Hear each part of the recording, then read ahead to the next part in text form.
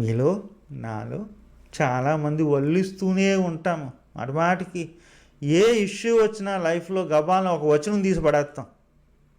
Okay, అలవాటు అయిపోయింది వల్లించడం అంటే మనకి సరదా. ఎంత వల్లింతాము అంటే ఎవరన్నా ఇందాక నేను వాక్యం అప్పచెప్పినప్పుడు ఒక మాట తేడా వచ్చిందంటే వెంటనే కరెక్ట్ చేసేస్తాం. బైబిల్లో ఇలా లేదండి అని చెప్పేసి.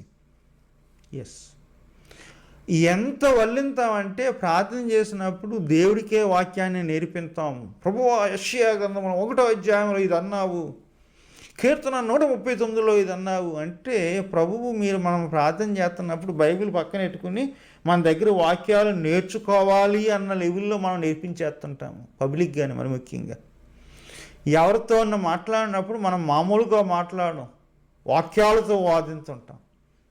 మంచిదే, వల్లించడమే కాదండి, ధ్యానించడం అంటే ఇంకా మంచి అర్థం ఉంది. ఆచరించడం, ఆ యొక్క దేవుని యొక్క ధర్మం మనం చూచే విధానాన్ని ప్రభావితం చేయాలి.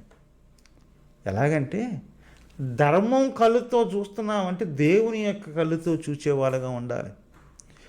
దేవుని యొక్క ధర్మం యొక్క సారాంశము మన దృష్టి కోణంగా మారిపోవాలి. ఓ మనిషి ఎదురైనా, ఓ పరిస్థితి ఎదురైనా మనము దానిని దేవుడు చూచినట్లు చూడాలి.